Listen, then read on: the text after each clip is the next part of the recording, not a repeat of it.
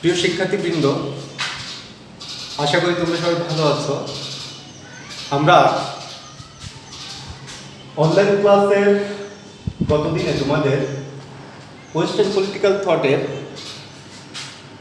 প্লেটোর শিক্ষা ব্যবস্থা নিয়ে আলোচনা করেছিলাম।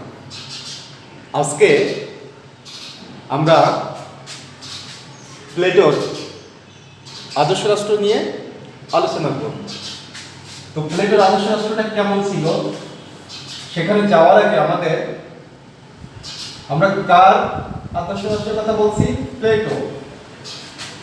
ওনার সম্পর্কে একটু ধারণা দিয়ে রাখি। যদিও আমরা গতদিন বলেছিলাম উনি 427, তাই না?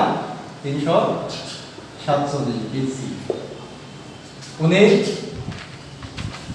খ্রিস্টপূর্ব কত অব্দে জন্মগ্রহণ করেন? ওনার জন্ম মৃত্যু সালটা কিন্তু এখানে 427 থেকে 347। ওনার পিতার নাম কি বলেছিলাম আমরা? এরিস্টন, তাই না? এরিস্টন। মাতার নাম কি বলেছিলাম? পেরিস্টিয়ন, তাই না? পেরিস্টিয়ন। এবং ওনার প্লেটো কিন্তু ওনার আসল নাম না। ওনার আসল নাম কি ছিল? দ্যাট মিন্স পারিবারিক যে নামটা কি ছিল? এরিস্টোক্লেস। মনে থাকবে? এরিস্টোক্লেস। খেয়াল করো, এই এরিস্টোক্লেসই কিন্তু বিশ্বব্যাপী কি নামে পরিচিত? প্লেটো নামে পরিচিত, তাই না? উনি কোথায় জন্মগ্রহণ করেন? আমরা বলেছিলাম গ্রিসের এথেন্সে, তাই না? এখন আমরা ওনার সম্পর্কে আলোচনা করতে গেলে তো একটা ক্লাসই ওনার সম্পর্কে বলা লাগে। আমরা এত দূর যাব না, জাস্ট একটা ধারণা দিয়ে আমরা সরাসরি প্লেটোর আদর্শ রাষ্ট্রে চলে যাব। উনি ওনার দার্শনিক জীবনে সর্বমোট 24টি গ্রন্থ রচনা করেছিলেন, যার ভিতরে the Republic, the Laws, the Statesman, the Apology, এগুলো খুবই গুরুত্বপূর্ণ, তাই না? সব থেকে গুরুত্বপূর্ণ হলো প্লেটোর দ্য রিপাবলিক। প্লেটোর দ্য রিপাবলিক, মনে থাকবে? রিপাবলিক। খেয়াল করো, এই প্লেটোর দ্য রিপাবলিকে 4টা বিষয়ের উপরে গুরুত্ব আরোপ করা হয়েছিল। এই 4টা বিষয় কি কি? আমরা যদি প্রথমেই লিখি তাহলে লিখব ন্যায় নীতি। কি লিখব?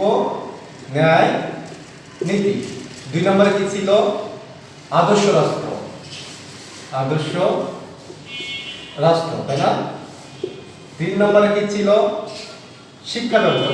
গতদিন আমরা যে বিষয়টা আলোচনা করেছিলাম, শিক্ষা ব্যবস্থা। 4 নম্বরে কি ছিল? 4 নম্বরে ছিল দার্শনিক রাজা। দার্শনিক রাজা সম্পর্কে ছিল, তাই না? আমরা সংক্ষেপে লিখি দার্শনিক রাজা। খেয়াল করো, গতদিন আমরা শিক্ষা ব্যবস্থা নিয়ে যেহেতু আলোচনা করেছিলাম, আজকে আমাদের আলোচ্য বিষয় কি থাকবে? আদর্শ রাষ্ট্র। এবং তোমরা খেয়াল করবে পরীক্ষাতে কিন্তু এইটার উপরে বেশি প্রশ্ন হয়ে থাকে, তাই না? এসব প্লেটোর যে দার্শনিক রাজা, ন্যায় নীতি, এগুলো নর্মালি সংক্ষিপ্ত আসে। যাই হোক, তারপর আমরা সবগুলো নিয়ে আলোচনা করব। আজকে ফোকাস থাকবে কিসের উপরে? আদর্শ রাষ্ট্রের উপরে। ওকে, আমরা চলে যাই প্লেটোর আদর্শ রাষ্ট্রে। তোমরা জেনে থাকবে প্লেটো যখন দেখলেন যে স্বৈরশাসক এথেন্সের, গ্রিসের স্বৈরশাসক কর্তৃক তার শিক্ষাগুরু সক্রেটিসকে মেরে ফেলা হলো বিষপানে, তোমরা নিশ্চয়ই জানবে। তখন তিনি মানসিকভাবে খুবই ভেঙে পড়েন এবং তার ভিতরে যে একটা শাসক ভাব ছিল, মানে তিনি ভবিষ্যতে শাসক হবেন, এই টাইপের একটা মনোবৃত্তি তার ভিতরে কাজ করত। যেহেতু ফ্যামিলিগতভাবে তিনি কিন্তু সফিস্টিকেটেড ফ্যামিলি, দ্যাট মিনস সম্ভ্রান্ত বা অভিজাত পরিবারে জন্মগ্রহণ করেন এবং খুব স্বাভাবিকভাবেই এর জন্য তার ভিতরে একটা শাসক হওয়ার মনোবৃত্তি কিন্তু কাজ করত। কিন্তু ওই যে সক্রেটিসকে মেরে ফেলার পরে তিনি এথেন্সের যে কাঠামো, সরকার কাঠামো, শাসন ব্যবস্থার প্রতি তিনি বীতশ্রদ্ধ হয়ে পড়েন এবং উনি এই অবস্থা থেকে বেরিয়ে আসার জন্য একেবারে নিজস্ব পরিকল্পনায় নিজের মতো করে একটা রাষ্ট্রের কল্পনা করেন, যেখানে উনি দেখাতে চেয়েছেন যে আদর্শ রাষ্ট্র যেটা বলছি আমরা, প্লেটোর আইডিয়াল স্টেট, ওখানে তিনি রাষ্ট্রের শাসন ক্ষমতা একজন ফিলোসোফার কিং মানে দার্শনিক রাজার হাতে দিতে চেয়েছেন। কেন ফিলোসোফার কিংটা? আমি তোমাদের গত ক্লাসে বলেছি, শিক্ষা ব্যবস্থা নিয়ে যখন পড়িয়েছি, যে ফিলোসোফার কিংরা কিন্তু বিবেক বুদ্ধিমান সম্পন্ন হয় এবং তাদের অভিজ্ঞতা থাকে, তাদের দর্শনের আলোকে তারা কিন্তু ন্যায় নীতি প্রয়োগ ঘটাতে পারে। ফলে কি হয়, প্লেটোর ধারণা এটা যে যখন দার্শনিক রাজার হাতে কোনো ক্ষমতা থাকবে রাষ্ট্রের, তখন তিনি সহজে অন্যায় করতে পারবেন না, ভালো মন্দ বিচারের তার একটা ক্ষমতা থাকবে। এই জন্য কিন্তু তিনি আদর্শ রাষ্ট্রের উপরে জোর দিয়েছেন। ওকে, আমরা চলে যাই প্লেটোর আদর্শ রাষ্ট্রে। প্লেটো কিন্তু শিক্ষা ব্যবস্থার ক্ষেত্রে আমরা বলেছিলাম যে নিজস্ব একটা শিক্ষা প্রতিষ্ঠান খুলেছিলেন, যেটার নাম ছিল কি একাডেমি। এটা কিন্তু পরবর্তীতে সব থেকে বড় প্রাচীন বিশ্ববিদ্যালয়ে পরিণত হয়। ওকে, আমরা প্লেটোর আদর্শ রাষ্ট্র, তাই না? প্লেটো আদর্শ রাষ্ট্রের ক্ষেত্রে তিনি একটু কল্পনা করে নিয়েছেন যে মানবাত্মা যেমন তিনটা অংশ থাকে। কি কি আমরা একটু দেখাতে পারি। নাম্বার 1 আমরা লিখব উইজডম, মানে বাংলা যদি লিখি প্রজ্ঞা, তাই না? নাম্বার 2 তে কি লিখব? কারেজ, সাহস। কি লিখব? সাহস। নাম্বার 3 তে কি লিখব? অ্যাপিটাইট, তাই না? খেয়াল করো, ভোগ স্পৃহা। এই যে তিনটি বিষয় তিনি মানবতার ক্ষেত্রে কল্পনা করেছেন, মানে তিনটা অংশ। উইজডম, প্রজ্ঞাবান কারা? প্রজ্ঞাবান ব্যক্তিরা কি করেন? ন্যায় নীতির উপরে ভিত্তি করে সবকিছুর জাজমেন্ট করে থাকেন, মানে ন্যায় বিচার, তাদের দ্বারা অন্যায় হওয়ার সম্ভাবনা কম। এতে কারেজ, সাহস কিন্তু মূলত আমাদের দৈহিক একটা প্রবৃত্তি। কেমন প্রবৃত্তি? দৈহিক। উনি এই সাহসিকতার ক্ষেত্রে কি বলেছেন যে অন্যায়ের দ্বারা, মানে সবল দ্বারা দুর্বলের উপরে কি হবে না? অত্যাচার হবে না। সাহস, মানুষ সাহস যে প্রবৃত্তি, এর মাধ্যমে কি করবে? তারা অন্যায়কে প্রশ্রয় দিবে না, অবহেলিতদেরকে রক্ষা করবে কাদের হাত থেকে? সবলের হাত থেকে। 3 নম্বরে বলছে ভোগ স্পৃহার ক্ষেত্রে কিন্তু লোভ লালসা,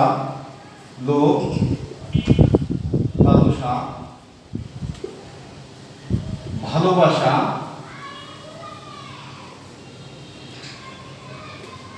ক্ষুধা, এইগুলো তার কিন্তু মূলত আবদ্ধ, তাই না? 3 নম্বর একইভাবে প্লেটো যখন সরাসরি তার আদর্শ রাষ্ট্রের আলোচনায় চলে আসছেন, তখন কিন্তু এই মানবাত্মার যে ক্লাসিফিকেশন, এইভাবেই তিনি সমাজ কাঠামোকে কয়টি ভাগে ভাগ করেছেন? 3টি। কি কি ছিল? আমি হয়তো তোমাদেরকে বলেছি এর আগে কোন এক ক্লাসে। নাম্বার 1 কি থাকবে? অভিভাবক শ্রেণী, শাসক শ্রেণী, তাই না? কি থাকবে? নাম্বার 1 গার্ডিয়ান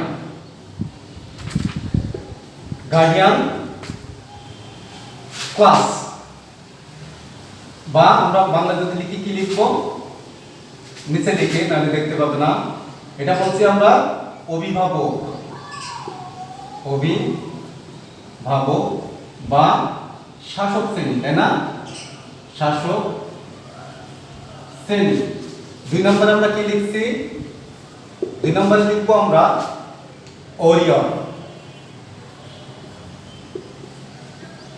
ওরিয়র ক্লাস, তাই না? অর্থাৎ কি লিখবো আমরা? এটা যোদ্ধা শ্রেণী। আর 3 নম্বরে আমরা কি লিখবো? উৎপাদক শ্রেণী, দ্যাট মিন্স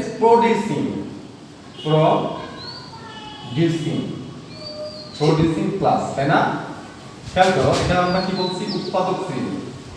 উৎপাদক শ্রেণী। ওকে, এখন এই তিনটা ভাগে যখন ভাগ করেছেন, উনি কিন্তু কোন ভাগের কি কাজ, হ্যাঁ, তারা কিভাবে চলবে, হ্যাঁ, এগুলো কি করেছেন? নির্দিষ্ট করে দিয়েছেন। প্লেটে যখন অভিভাবক শ্রেণীর কথা বলেছেন, দেখো গার্ডিয়ান ক্লাস, শাসক শ্রেণী। তোমাদের মনে থাকবে আমি যখন প্লেটোর শিক্ষা ব্যবস্থা নিয়ে আলোচনা করেছিলাম, ওখানে কিন্তু বলেছিলাম যে উচ্চ শিক্ষার ক্ষেত্রে প্লেটো শুধুমাত্র তাদেরকে প্রাধান্য দিয়েছেন এই যে গার্ডিয়ান ক্লাস, অভিভাবক শ্রেণী, শাসক শ্রেণী বা দার্শনিক রাজা টাইপের যারা হবে তারাই, মানে যারা রাজ্য শাসন করবেন, শাসকবাদ যাদের উপরে, শাসনবাদ যাদের উপরে ন্যস্ত থাকবে, তারাই কেবল উচ্চ শিক্ষার জন্য সিলেক্টেড হবে। এক্ষেত্রে কিছু বৈষম্য ছিল, তোমাদেরকে আমি ওখানে আলোচনা করেছি। এখানে উনি কি বলছেন, আমরা একটা একটা করে লিখি। প্রথমে কি লিখছি? গার্ডিয়ান, তাই না? গার্ডিয়ান ক্লাস, দ্যাট মিন্স শাসক শ্রেণী। শাসক শ্রেণীর কাজ কি থাকবে? ওনার ধারণা যে শাসক শ্রেণীকে যদি পারিবারিক বন্ধন এবং সম্পত্তির লোভ লালসা থেকে দূরে রাখা যায়, তাহলে তাদের দ্বারা অন্যায় করা সম্ভব না। তারা সবাইকে সমান করে দেখার একটা প্রয়াস পাবে। প্লেটো কিন্তু এটা একদম বদ্ধমূল ধারণা ছিল। যদিও আমরা যেমন আমাদের প্রখ্যাত সমাজবিজ্ঞানী বা রাষ্ট্রবিজ্ঞানী যাই বলি, অধ্যাপক ডানিং, উনি কিন্তু বলেছেন নিছক কি রোমান্স। প্লেটোর আদর্শ রাষ্ট্র ছিল রোমান্স, এটা রোমান্সের মতো। যাই আমরা এক্ষুনি সমালোচনা করবো না, সমালোচনাটা পরে বলবো। কিছু সমালোচনা তো ছিলই।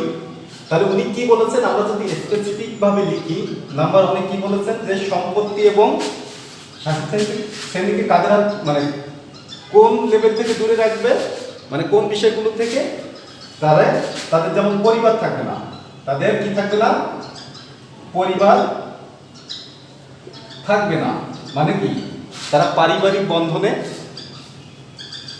আবদ্ধ হতে পারবে না। ফলে কি হবে? তাদের ভিতরে কোনো মোহ কাজ করবে না, হ্যাঁ, স্বজনপ্রীতির কোনো ভয় থাকবে না, দুর্নীতির কোনো সুযোগ থাকবে না, পরিবার থাকবে না, আর কি থাকবে না? সম্পত্তি ভোগ করতে পারবে না, তাই না? সম্পত্তি ভোগ করতে পারবে না। শাসক শ্রেণী সবসময় কি হবেন? নিরপেক্ষ। খুব গুরুত্বপূর্ণ কিন্তু কি হবেন? নিরপেক্ষ। নিরপেক্ষ এবং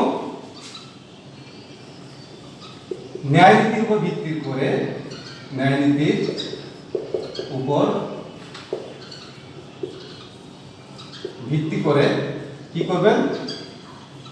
শাসন কার্য চালাবেন।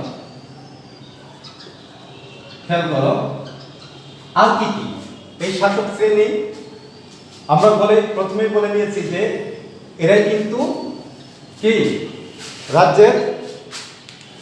রাষ্ট্রের বা নগরের যাই বলি আমরা শাসনকর্তা। তার মানে কি? উনি বলেছেন যে সকল প্রকার পক্ষপাতিত্ব থেকে দূরে আসতে হবে। হ্যাঁ, সেক্ষেত্রে উনি বলছেন পরিবার থাকবে না, সম্পত্তি ভোগের অধিকার থাকবে না। পরিবার না থাকলে তো তাদের আর কোনো চিন্তা নেই, তারা ভবিষ্যতের জন্য, যেমন আমাদের এখনকার শাসকরা ভবিষ্যতের আখের গোছান। যাই হোক, এটা পরবর্তীতে যেহেতু আমাদের ভোগবাদী সমাজ, উনি বলছেন না ভোগবাদী সমাজ না। যেমন আমরা যখন সমালোচনায় যাবো, তোমরা দেখবা ওখানে আমি বলবো এরিস্টটলের কথা বলবো। এরিস্টটল কিন্তু প্লেটোর সব থেকে কাছের ছাত্র, ঘনিষ্ঠ। কেননা সুদীর্ঘ 24 বছর এরিস্টটল কিন্তু প্লেটোর একাডেমিতে শিক্ষা গ্রহণ করেছিলেন এবং ঠিক প্লেটোর মৃত্যুর আগ পর্যন্ত তিনি প্লেটোর একাডেমিতে ছিলেন। এরিস্টটল উনি কিন্তু এক জায়গায় বলেছেন সমালোচনার ক্ষেত্রে যে উনি কল্পনাকে প্রশ্রয় দেন নাই। উনি বলেছেন, প্লেটো যেমন বলেছেন যে দার্শনিক রাজা হবেন রাষ্ট্রের শাসক, এটা কিন্তু কিছুটা কাল্পনিক। প্লেটো নিজেও হয়তো বিশ্বাস করতেন যে এটা সম্ভব না, একমাত্র স্বর্গ বা বেহেশত ছাড়া এটা সম্ভব না।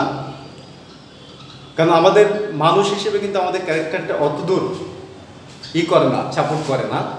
হয়তো তিনি নিজেও এটা অনুধাবন করতেন। এরিস্টটল বলেছেন যে আমি এরকম কাল্পনিক রাষ্ট্রকে চাই না, আমি আইনের শাসন, আমি দার্শনিক রাজার শাসন চাই না, আমি কি চাই?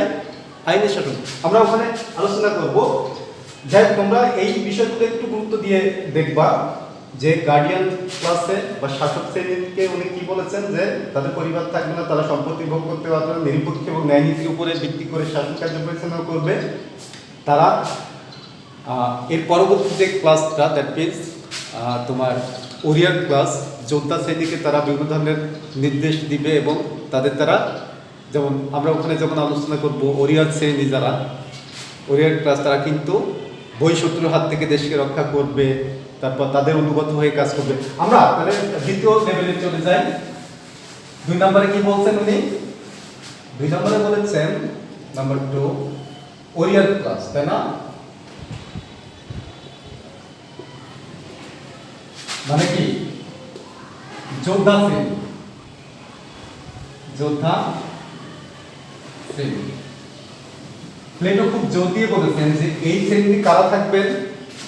আমরা শিক্ষা ব্যবস্থা নিয়ে যখন আলোচনা করেছিলাম বলেছিলাম যে শারীরিকভাবে যারা শক্তিশালী, স্ট্রং, ফিজিক্যালি যারা স্ট্রং তারাই এই শ্রেণীতে থাকবেন। তাদের মূল কাজ কি হবে? বহিঃশত্রুর হাত থেকে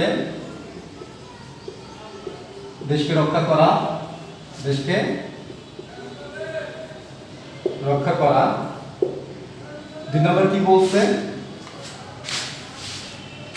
2 নম্বরে প্লেটো এইভাবে বলেছেন যে একদম গৃহপালিত কুকুরের ন্যায়, গৃহপালিত কুকুর যেমন তার ইসের প্রতি, তার প্রভুর প্রতি আসক্ত থাকে, উনি বলেছেন যে ওরিয়ার ক্লাসটা এমনই হবেন যারা মৃত্যুর সাথে ওইভাবে মিত্রতা করবেন এবং শত্রুর সাথে ঠিক একই রকম, মানে যখন যেটা করবেন একেবারে স্ট্রেটলি, যখন মিত্রের সাথে কোনো করবেন, কোনো ডিলিংসে আসবেন তখন সেরকম মিত্রতা দেখাবেন, শত্রুতার ক্ষেত্রেও সেই রকম শত্রুতা। ওকে, আর কি বলেছেন? এই ওরিয়ার ক্লাসটা কাদের কথা মতো চলবে? ওই যে অভিভাবক শ্রেণী, তাই না? মানে শাসক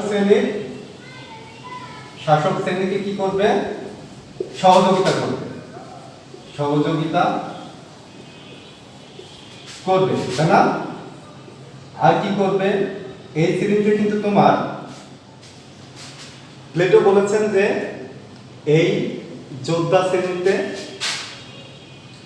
যারা নিযুক্ত থাকবেন তারা রাষ্ট্রের কল্যাণে সবসময় নিজেকে নিয়োজিত রাখবেন। ওকে, আমরা এবার চলে যাই থার্ড লেভেলে। থার্ড ক্লাসে কি ছিল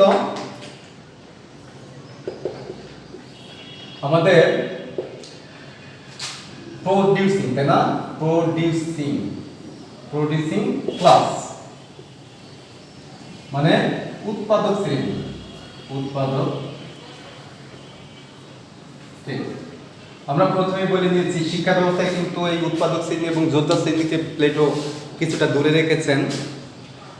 প্লেটোর ধারণা ছিল এমন যে উৎপাদক শ্রেণী মনে হয় এরা ফিজিক্যালি একটু উইক, মানে এরা সম্ভবত তোমার ওই যে গার্ডিয়ান লেভেল বা ওরিয়ার লেভেলের মতো না, এরা ফিজিক্যালি একটু উইক এবং শিক্ষা দীক্ষায়ও মানে জ্ঞান গরিমায়ও একটু পিছায় কাদের থেকে? ওই যে অভিভাবক শ্রেণী এবং উৎপাদক যোদ্ধা শ্রেণীদের থেকে। এই জন্য উনি কি বলেছেন? এদের কাজ হবে কি? প্রথমে বলেছেন যে কৃষিকাজ এদের মূল কাজ। রাষ্ট্রের ভরণ পোষণের জন্য, লাইফকে সার্ভাইভ করার জন্য যে প্রোডাকশন দরকার কারা করবে? এই যে উৎপাদক শ্রেণী। এরা সমাজের যত ধরনের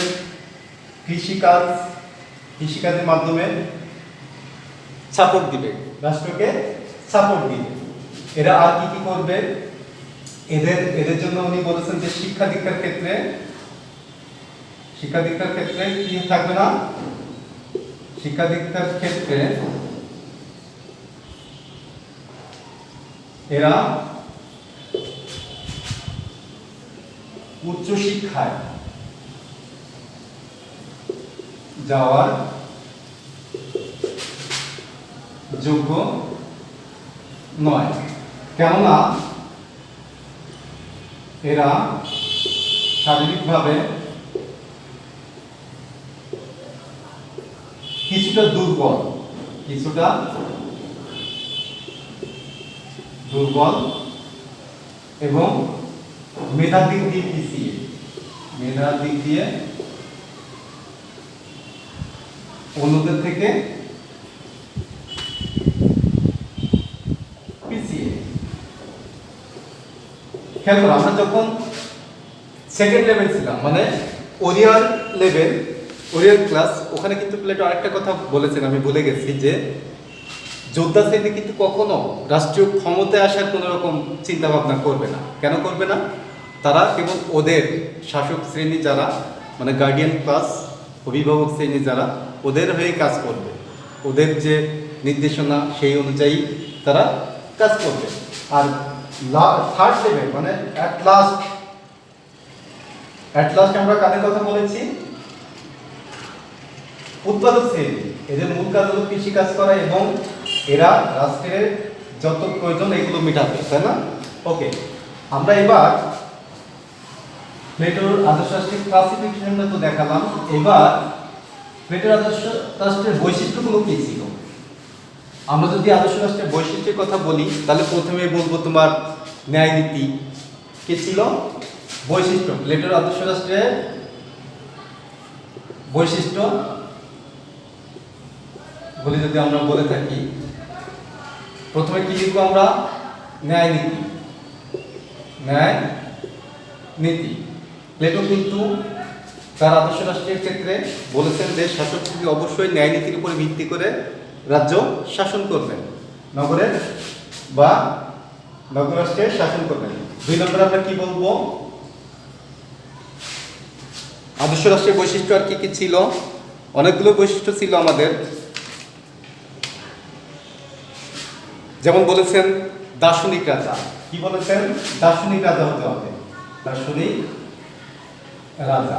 প্লেটোর এমন একটা ধারণা ছিল যে এই দার্শনিক রাজা না হইলে মনে হয় মানে তোমার শাসন ব্যবস্থা ওইভাবে চলবে না, স্বজনপ্রীতির একটা সুযোগ থাকবে, দুর্নীতি থাকবে, মোহ থাকবে। হ্যাঁ, আর কি কি ছিল? আমরা যখন ওই যে দ্বিতীয় লেভেলে পড়ছিলাম, ওখানে অভিভাবক শ্রেণী, তাই না? শাসক শ্রেণীর ক্ষেত্রে উনি বলেছেন যে একটা রেস্ট্রিকশন কিন্তু দিয়ে দিয়েছে। আমি যেমনটা বলছিলাম, তোমার বিবাহ বন্ধনে আবদ্ধ হতে পারবে না, সম্পত্তি ভোগের কোনো ইচ্ছা থাকবে না, নিরপেক্ষ হবে, এবং কি করবে তারা? কি করবে? ওই যে ওরিয়ার ক্লাস এবং প্রোডিউসিং ক্লাসকে সাথে নিয়ে রাজ্য পরিচালনা করবে। ওকে, আর কি কি থাকবে একটু লিখে আমরা। যোদ্ধা শ্রেণী যেটা বললাম, এদের কাজ কি আমি কিন্তু অলরেডি আলোচনা করে ফেলেছি। যোদ্ধা শ্রেণী, তারপর উৎপাদক শ্রেণীর কথাও বলেছেন উনি, এটা কিন্তু বৈশিষ্ট্যের মধ্যেও চলে আসছে, উৎপাদক শ্রেণী। আর কি কি বলেছেন উনি আরো বলেছেন যে শিক্ষা ব্যবস্থা, আমরা একটু নিচে লিখতে দেখতে পাবা না, উনি কি বলেছেন? শিক্ষা ব্যবস্থা আমরা আগে বলে ফেলেছি। ওনার শিক্ষা ব্যবস্থা কিন্তু স্তর ভিত্তিক ছিল, তাই না?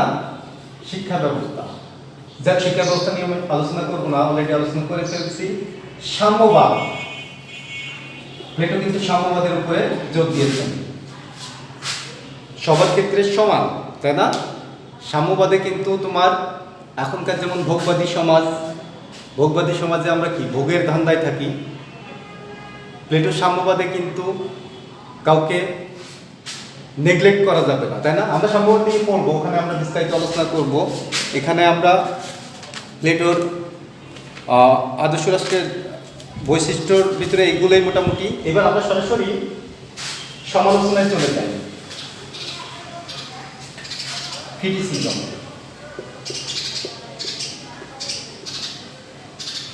তাই না?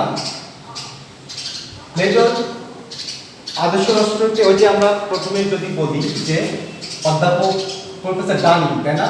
প্রফেসর ডানিং, তোমার নাম শুনে থাকবে, ডানিং। প্রফেসর ডানিং কি বলছেন? যে এটা জাস্ট লাইক প্লেটোর আদর্শ রাষ্ট্র কি ছিল? প্লেটোর আদর্শ রাষ্ট্র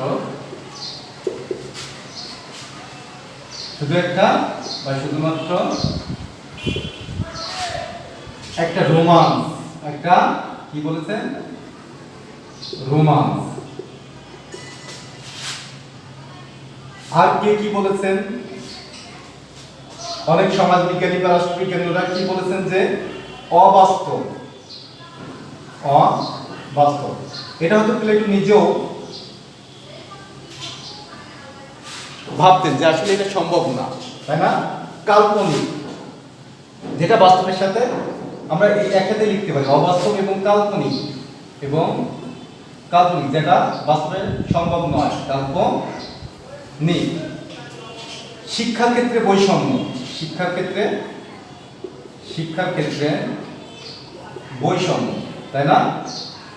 শিক্ষার ক্ষেত্রে বৈষম্য কি আমি তোমাদের ওখানে আলোচনা করেছিলাম, আজকে আর নতুন করে বলবো না, একটু টাচ দেই। সেটা হলো যে উচ্চশিক্ষার ক্ষেত্রে উনি বলেছেন যে যোদ্ধা শ্রেণী এবং উৎপাদক শ্রেণীর জন্য উচ্চশিক্ষার দরকার নাই, উচ্চশিক্ষা শুধুমাত্র যারা রাষ্ট্রের শাসন ক্ষমতায় থাকবেন, দ্যাট মিনস শাসক শ্রেণী, শুধুমাত্র তাদের জন্যই উচ্চশিক্ষা। সো এখানে শিক্ষার ক্ষেত্রে একটা বৈষম্য, বড় ধরনের বৈষম্য আমরা লক্ষ্য করেছি। আর কি ছিল? প্লেটোর সব থেকে কাছের ছাত্র আমরা প্রথমেই বলে নিয়েছি এরিস্টটল। উনি কিন্তু বলেছেন যে, উনি কি বলেছেন এরিস্টটলের মধ্যে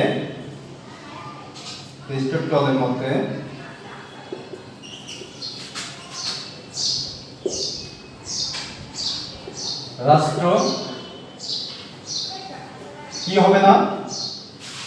কাল্পনিক হবে না। হ্যাঁ, উনি দার্শনিক রাজার হাতে ক্ষমতা দিতে রাজি নন। দার্শনিক রাজা হলেই যে রাষ্ট্র ভালোভাবে চালাতে পারবেন এর কোনো গ্যারান্টি ওনার কাছে মনে হয় না। রাষ্ট্রের ক্ষমতা দার্শনিক রাজার হাতে থাকবে না, দার্শনিক রাজার হাতে থাকবে না। দার্শনিক রাজার হাতে থাকলে কি হবে? দার্শনিক রাজা তো নিজের মতো করে, এখানে কিন্তু এক মানে ওয়ান কাইন্ড অফ অটোক্রেসি, স্বৈরতন্ত্র অনেক সময় চলে আসার সম্ভাবনা থাকে। উনি আইনের শাসনের উপরে, কিসের উপরে গুরুত্ব দিয়েছেন? আইনের শাসনের উপরে।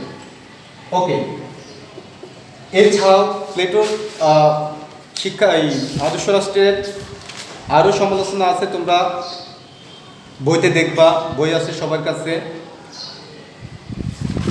আমরা ক্লাস বড় করবো না। প্লেটো যে সাম্যবাদের কথা বলেছেন এখানে কিন্তু সেটাও আদর্শ রাষ্ট্রের যে সাম্যবাদ সেটা কিন্তু ফুলফিল না। তারপর উনি যে কিসের কথা বলেছেন, ন্যায় ধর্মের কথা, সেখানেও কিন্তু আদর্শ রাষ্ট্রের যে রাজা শাসক হবেন, আমরা প্রথমেই বলে দিচ্ছি, যদিও প্লেটো তাদেরকে সম্পদের হাত থেকে এবং সম্পদ ভোগ এবং পারিবারিক বন্ধন থেকে দূরে রাখার চেষ্টা করেছেন, কিন্তু আলটিমেটলি তারা কিন্তু পুরোপুরি তাদেরকে ওইভাবে গড়ে তুলতে পারেন নাই, যেটা আমরা বাস্তবে এর জন্য দেখতে পাই নাই। তো তোমরা বাসায় একটু দেখে নিও, আমরা ক্লাস বড় করবো না, পরবর্তী ক্লাসে আমরা অন্য কোনো একটা টপিক নিয়ে আলোচনা করব। সে পর্যন্ত ভালো থাকবে, সবার জন্য শুভকামনা।